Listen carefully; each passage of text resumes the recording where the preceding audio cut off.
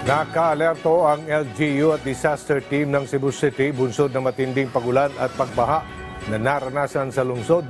Nagsuspindi na rin ang pasok sa paaralan ang ilang mga LGU sa lalawigan ng Cebu. Si Ninya Oliverio ng PTV Cebu sa sentro ng balita.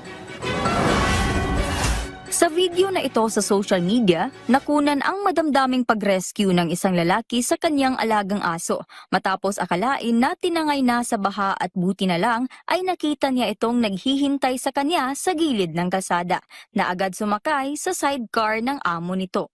Kabilang sila sa mga Cebuanong na-stranded matapos bumaha sa maraming lugar sa Cebu bunsod ng pagbuhos ng malakas na ulan Miyerkules ng hapon. Pahirapan ang pagdaan ng mga motorista sa downtown area at sa ibang bahagi ng lungsod.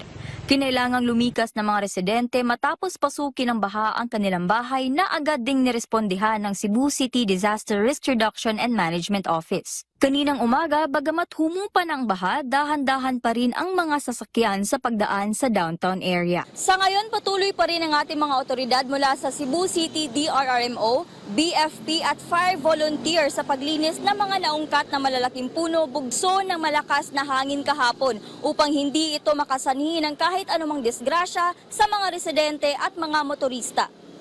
Ngayong araw agad nag-anunsyo ang lokal na pamahalaan ng Cebu City ng suspensyon ng mga klase sa lahat ng antas, maging ang ibang mga LGU sa Cebu dahil sa maulan na panahon at nasa 18 LGUs na rin ang nagsuspend ng mga klase ngayong araw. Ayon sa Pag-asa Visayas, ang maulan na panahon dito sa Cebu ay sanhi ng habagat o southwest monsoon at asahan pa rin na maulan dito sa Cebu hanggang ngayong Sabado. Mula dito sa Cebu, ako si Ninya Oliverio para sa Pambansang TV sa Bagong Pilipinas.